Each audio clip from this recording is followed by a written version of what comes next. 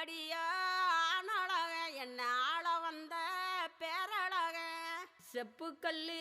சீரழக சின்ன சம்பவள வாயழக